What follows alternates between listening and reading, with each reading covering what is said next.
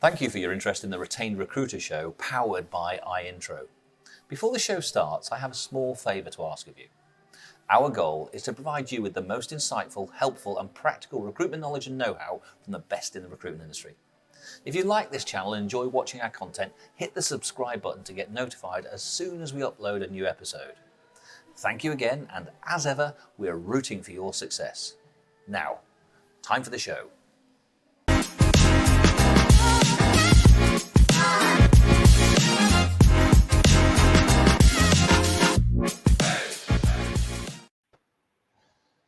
Hello and welcome to the Retained Recruiter show. My name is James. And my name is Jo. Thank you very much for joining us today, everyone. Delighted to have you with us on show number 81, Jo. It is. I know, that's amazing. You missed our 80th show because you were off gallivanting, wherever you were. Finn Patrick filled in. I was somewhere, but I actually did listen in. I was actually listening in on LinkedIn at the time as well, so I was listening to the show. So congratulations to you and Finn on a great show, lots of great information that hopefully people picked up. And the good news is, if you do ever want to watch any of these shows, they are available. You just got to find the link and go back to them. You can watch them over and over again. But anyway, that's the past. Let's talk about the future, Jo. What have we got? What are we covering today? Yes, focus on the future. So we're talking about retained versus contingent recruitment. Time to bust the myths. So we've got 4 particular myths, and these are we talk to people all the time who want to transition from transactional, sort of traditional transactional recruitment over into a retained model. And these are some of the biggest objections, I think, or the biggest sort of fears and challenges that they have initially when they come over to us. But then most of them transition beautifully, and they never really look backwards, do they? Yeah, and I think some of the things. So we're talking about how you go from transactional or contingent to retained or consultative. And I think I just want to expand it out a little bit more because, there's a lot of people say, this is some of the myths we're going to be trying to bust later on. My clients won't buy retained. And maybe it's the word retained, which is troubling because, the market is definitely shifting. More and more we see the fact that recruiters who are chasing their tails, running around as 1, 2, 3, 4, 5 agencies are just finding that it's hugely ineffective. Just weigh up the statistic of, what your success rate is on vacancies that you take on and how many you complete. And it's going to be somewhere between 50 and 80% wastage, at least that type of number. Yeah. And so I think when people think about retains, they think of executive search. And, I'd like to think, and I know this is a bit of a grandiose statement here, Jo, but one of the things we do with iIntro, who sponsor this event, of course, through the Retained Recruiter show, is we've helped democratize executive search and bring it down to a level which is accessible to all. So I'm not talking the most junior roles, of course, but I'm talking mid-level roles, and by mid-level supervisory roles from the £45,000-50,000 in the US, $60,000 to $70,000. And upwards, and bring it to, and rather than just think about retained as being an executive search assignment in a traditional 1/3, 1/3, 1/3 fee structure, which sometimes people struggle with, think about it as in terms of the sense of how you can gain a commitment from the client. If it can be in a full retainer, that's fantastic. It might be something that we call a container, which you're taking part of the fee up front to gain some commitment, so that you're not wasting your time.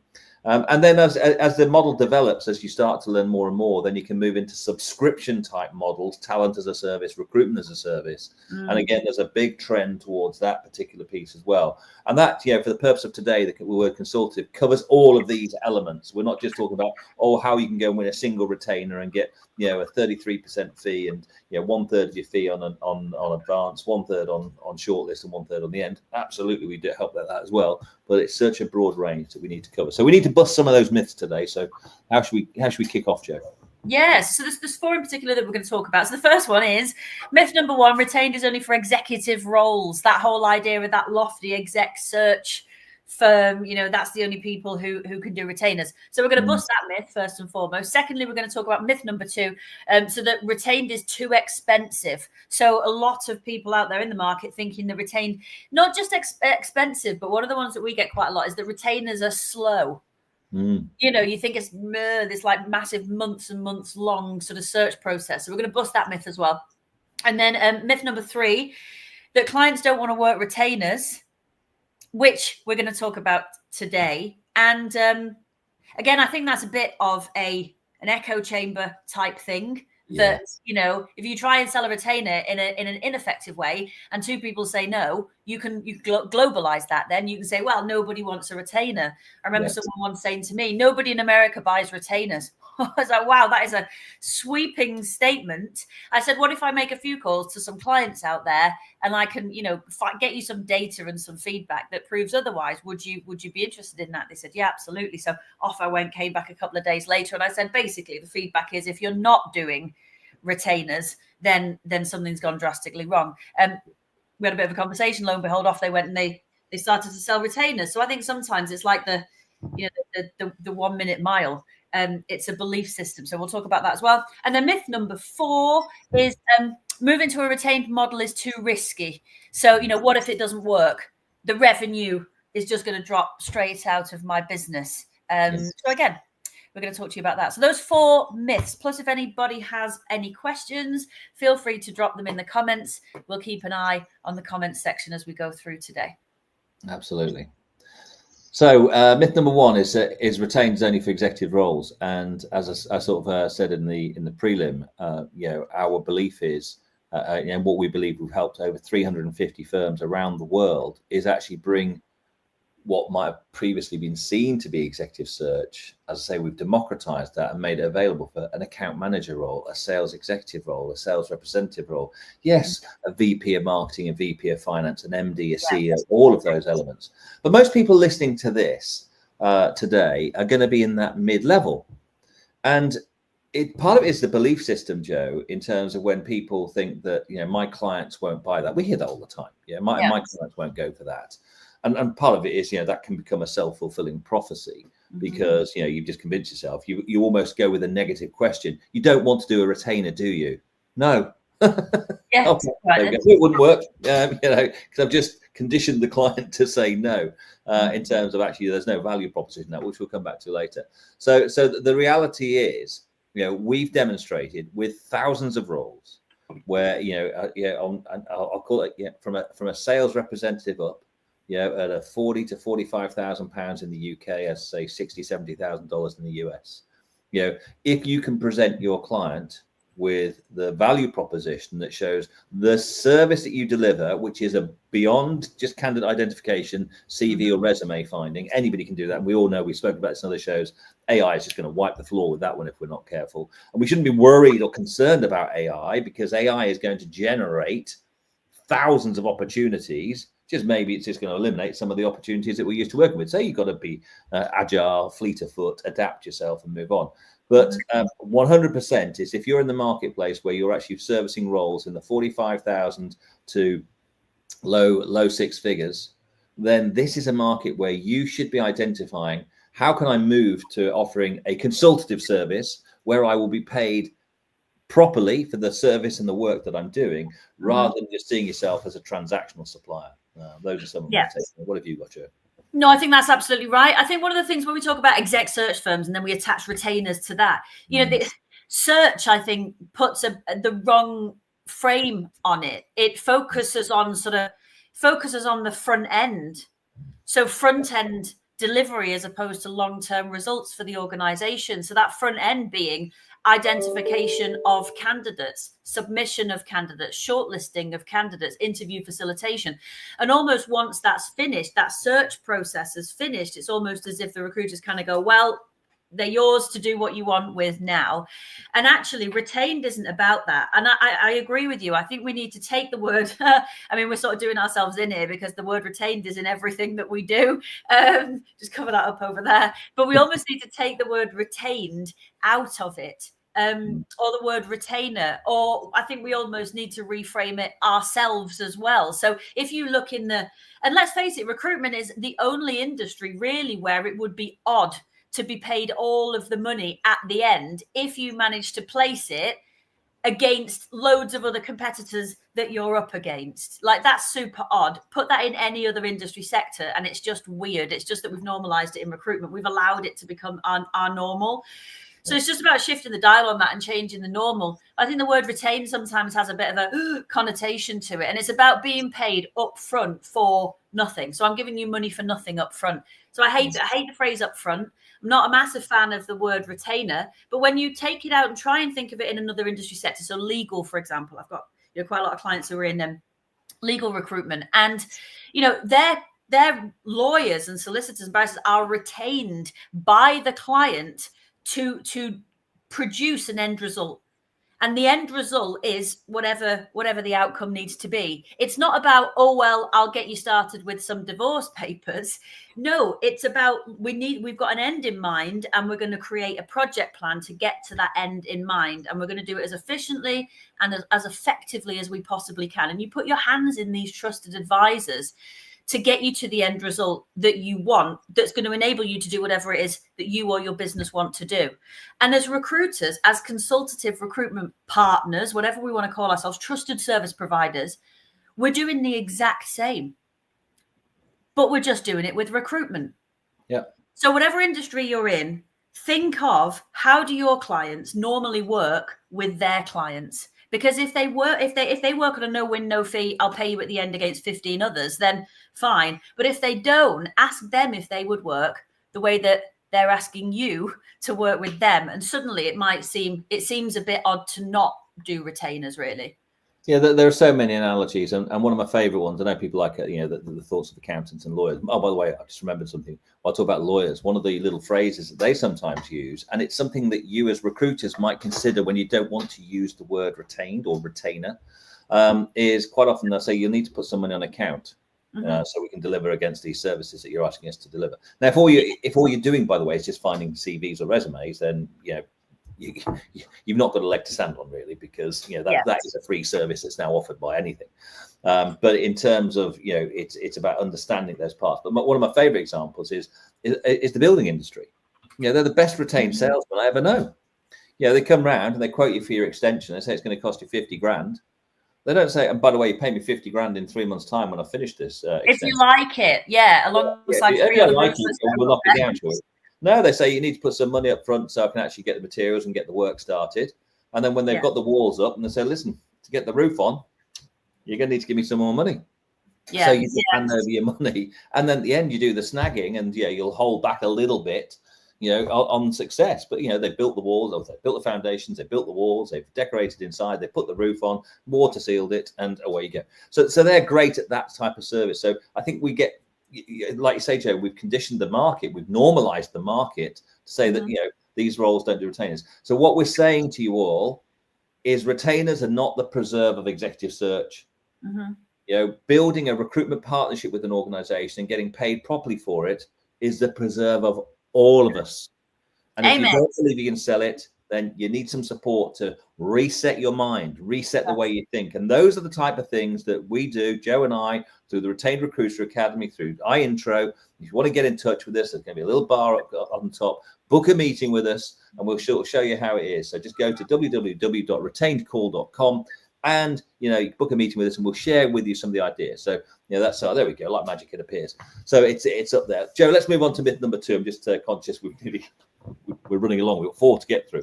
I think one then turns into the other, I think. And as you're talking about one, you're kind of answering the other anyway. I mean, the next myth is that retainers are expensive. I mean, there's some clients out there that think that recruiters are expensive, and I would challenge that. I don't think it's the cost that they are challenging. It's the value that they are seeing in what you're providing that they are objecting to. So when someone tells you that something's too expensive, essentially they mean that what you're charging for it, they don't think it's worth that amount of money. So your price point and your value proposition don't meet in the middle. Your price point's too high. And that's not that your price point's too high, it's that your value proposition isn't high enough. You're not demonstrating, you're not managing to present to the client the value that you promise to deliver to them. And that comes down to a lot of things, James, doesn't it? The way you present your service, the service that you provide, thinking about the value that you bring to your clients' organizations, and focusing on, like we said before, long-term results delivery, not necessarily this front-end CV sifting service. Yeah. And I think we all get ourselves wrapped up, and there's just I've heard some interesting thoughts, and I know you've heard some of these things. I'm going to share, Joe, in a moment that we've heard. But when you look at the productivity of your business, as I say, we typically see, and I heard a stat, and I think it's an AppSco stat. I heard a stat last week that recruiters fill 19.7% of all vacancies they work on. So that's 1 in 5. Yeah. So that means that when you're charging 20% or 15% fees, you're getting 15% of 20%. Yeah, so you're getting 3% of the work that you're working on. I mean, that's just it's a really low percentage, and a lot of people believe that by going to executive search, which sounds more expensive, I can charge 25% or 28% or 30 or even 33%. Yes, you can, but the reality is you're getting paid 100% of the time that you're working on. You just haven't worked out yet how you can transition your value proposition to those organizations. And one of the myths, we'll talk about this, aren't we? I'm going to go back to I've been in recruitment a long time, or in and around recruitment. We always joke about the fact that I used to have hair. Stop! You don't look old enough. Oh, anyway, but when I started out in recruitment, in the office I worked in, which was in Leicester in the UK, there were multiple divisions, and I worked in the lowest of the low divisions, which was called sales recruitment. Getting jobs on, contingent, transactional, bash the phones, all those type of things. Great grounding, and we used to charge 25%. And we'd have arguments or discussions, or sometimes people would call them negotiations with clients about our fee of 25% being too high. Now, fast forward 30 years, that's been bashed down now to 15%, and that's a commoditization of that. But at that stage, we used to try and charge 25%. And our argument was, listen, it costs you nothing to see a candidate. And if I have the best candidate, and you decide you want to employ them, it's going to cost you 25%. It costs you nothing to see them. And obviously, it's a bit like the puppy dog close, getting a great candidate in front of them and hoping they love them and then have to pay. And you might end up with a bit more negotiation at the end. Now, further down the corridor in this office, it's quite a big office, there was this division called Management Selection, aka Executive Search. Now, they didn't charge 25%. They actually charged 20%. They didn't charge a higher fee. So, and I've heard something recently. A lot of people said, "Listen, I don't think this is going to happen." But there used to be a reversal of fees. If you engage me on a retained basis, your fees won't be as high because I'm guaranteed the fees. So it's 20% of 100% better than 25% of 20%. And the answer is, of course, yes. You're getting 20% of your return on your effort rather than 5%. Work out the maths later if people are interested in doing that one. But anyway, what I'm saying there is, and I've heard a little of trend say that, but the problem is now. Contingent transactional has been pushed down to 15% and below. Yeah. So it's hard to sort of switch that one round. But this isn't necessarily about saying if you want to move to we'll call it a retained model or a consultative service, doesn't mean you have to charge 25%, 28%. You can charge 15% or 20% or whatever number you like. But if you're doing it on every particular role, you're getting paid for 100% of your effort. And that's the difference that it can make. So, the reality is, it's what was our question on this one? It's too expensive. Yes. What myth are we trying to bust here? All of them simultaneously, everything. I'm getting old. Just off my track there. My train of thought off on a rant. No, I agree with you. I think it comes down to what actually is a retainer. We have this sort of fixed idea of what a retainer is and the types of roles we can use. We can use it on or not, or you're either retained or you're contingent. Again, not even think outside the box. Burn whatever box you think retainers come in. Just burn it, sling it out the window. You can create whatever service level offerings you want for your organization. It's got to work for you. It's got to work for the clients, and it's got to work for the candidates. So a lot of this comes down to what value do you think you deliver to clients? And one of the biggest things that I always find when we get people coming to us and say, can you help us with fee negotiation? Our team's really struggling to drive fees up and to negotiate fees. So we say to them, okay, well, look, why is that? And half the time, it's not because they're bad at negotiating. It's because they're not great at value propositioning. They're not great at getting clients to see the benefit of their service versus what they're currently getting. So this is all about what value do you deliver to clients? What solutions do you provide to clients? And don't just think about the front end, think about all the way through. What does great talent that stays and performs at a high level do for an organization? I mean, everything. It's one of the biggest challenges is recruiting and retaining top talent. One of the biggest barriers to growth for businesses is recruiting and retaining top talent. So talent is one of the biggest challenges that most businesses have. And what do we do for a living? We find and match them with great talent that's going to enable them to achieve their goals as an organization, that's going to enable them to grow as a business. Suddenly that sounds really sexy, rather than I send CVs, you know, or I find candidates. So think about what it is you do for a living. A great example of this is as a team, get a massive piece of flip chart paper. We're going straight back to the 90s now, 90s training techniques, massive piece of flip chart paper or whatever you want to use, and write down every single thing you do throughout the entire process, pre, post, everything in between, that you do for the client as part of your service. And I guarantee 80% of that, the clients don't even know you do. So us being transparent, brutally transparent with our service level offering is key, because if they don't know you do it, they're probably not going to pay you for it. You just popping up 3 weeks after you've taken a job brief from them, which essentially is a piece of paper, you just popping up with a CV, you could have nearly killed yourself trying to find that candidate, but they don't know that. They don't know where you've been or what you've been doing. The brief you take isn't great. We're not doing diagnostics with the client to start off. We're not deep diving, doing kickoff meetings, setting process, managing the campaign, co-creating candidate briefing packs, co-creating adverts, co-creating all of this stuff that happens before you even go out and start to find candidates. So when we talk about being paid up front, we're asking for a percentage of the fee on agreement of the project, because of all of this work that we're going to do before you even see people, and then all the work we're going to do with those people to make sure that they're the right people, thus driving these benefits into your business.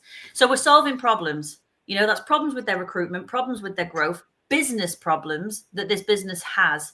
And when you start to position yourself like that, having business level conversations with people, your identity changes, your belief system about what am I doing for a living and how do I add value changes. It's almost like you have to then go out and start speaking to people about how you can help them, because you could help so many people to do their recruitment so much better. And all you've got to do is get people to talk to you about it. So it's like, I'm trying to think what the word is. It's like preaching, isn't it? You know, sort of preaching about how great their recruitment process could be if they just speak to you. And it drives communication, it drives outreach, it drives your messaging out there.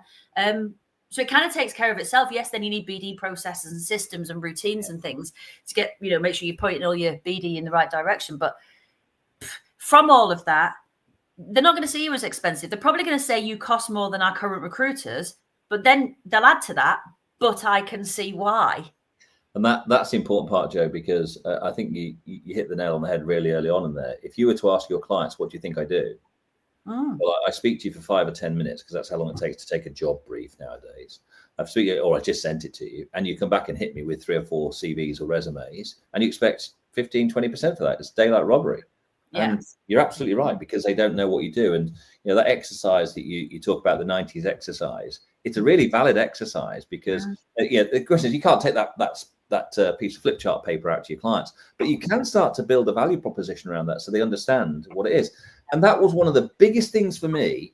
My fear when I first started selling Retained was, first of all, am I worth it? Because I'm going to say a higher fee. Yeah. And I sort of don't believe it. And if I'd just gone in with my having switched from selling transactional and then trying to sell Retained using the same model, absolutely that would have fallen flat on its face. And what I found is all of a sudden clients sort of said, yeah, I get it now.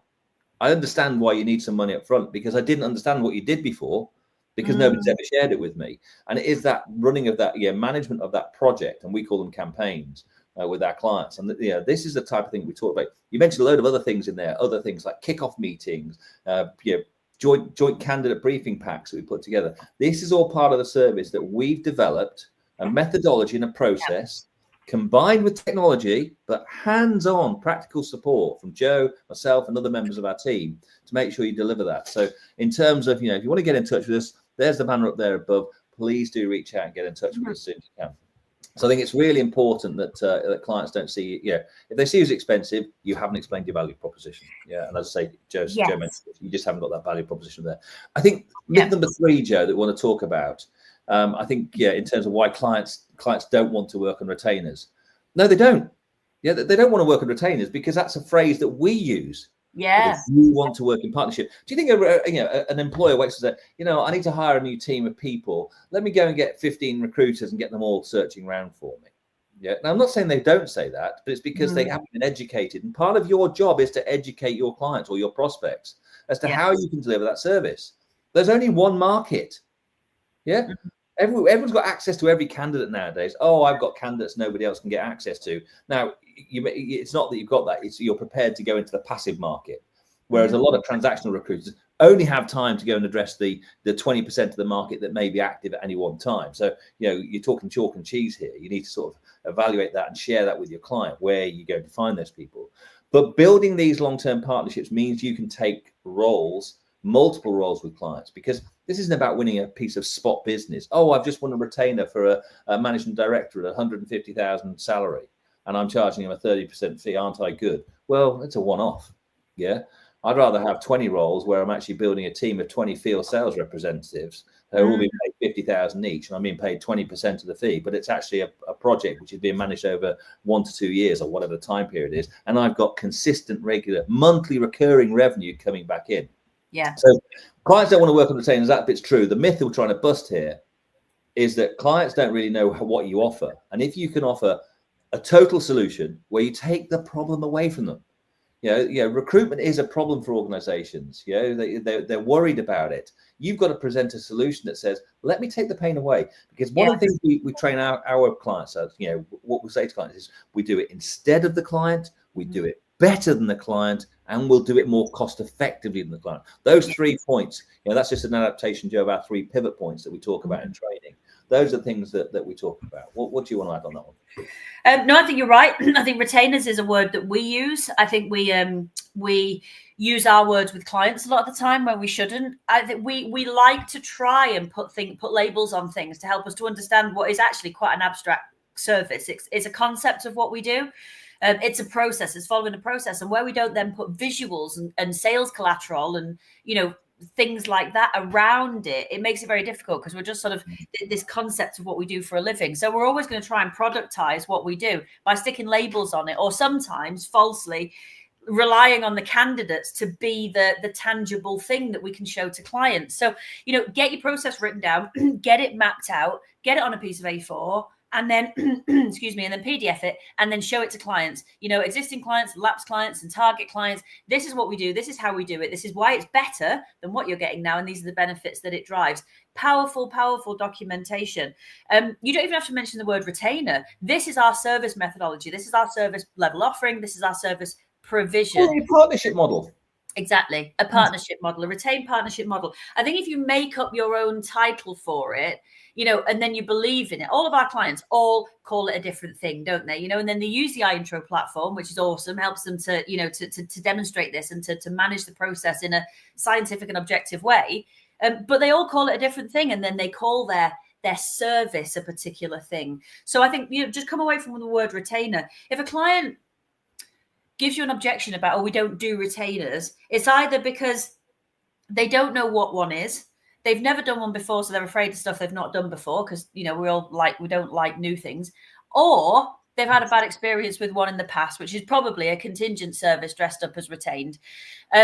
So I think if you get clients saying we don't do retainers, it's really useful to identify what do they mean by that. Where has that piece of information come from? I appreciate that, your feedback. Where has that come from? What has brought you to that decision that you don't do retainers? Because whatever they say, you can work around that. And people do want the problems taken away. So as long as it's about providing a solution to that problem. Our final myth is, Joe, it's all about moving to a retained model is too risky. So what are your thoughts on that? Bust that myth for us. So we've had clients before who have, they've continued to work with their contingent clients whilst then going out and building a part of the business that they want to move in. So if you're working in sort of like junior to mid-level, then you might decide, okay, so senior, that's where we're going to target with our retained model. So you can have multiple models within your business. You don't have to move everything to retained, and you can move it over in stages. I don't think you're going to get instant wins. We are very realistic with our clients when they come to us, but within 3 months, vast majority of them are winning meetings. They're starting to win retainers, but that comes from proper positioning and proper planning. And you know what? You don't know unless you try. I think if you invest in good training, good development, someone who's going to help you to build the infrastructure to take this to market and to win it, then that's effective. If you're just kind of going a bit slapdash about, oh, I might ask somebody if they want a retainer, you're probably setting yourself up to fail because there's no proper positioning and planning in place to do it.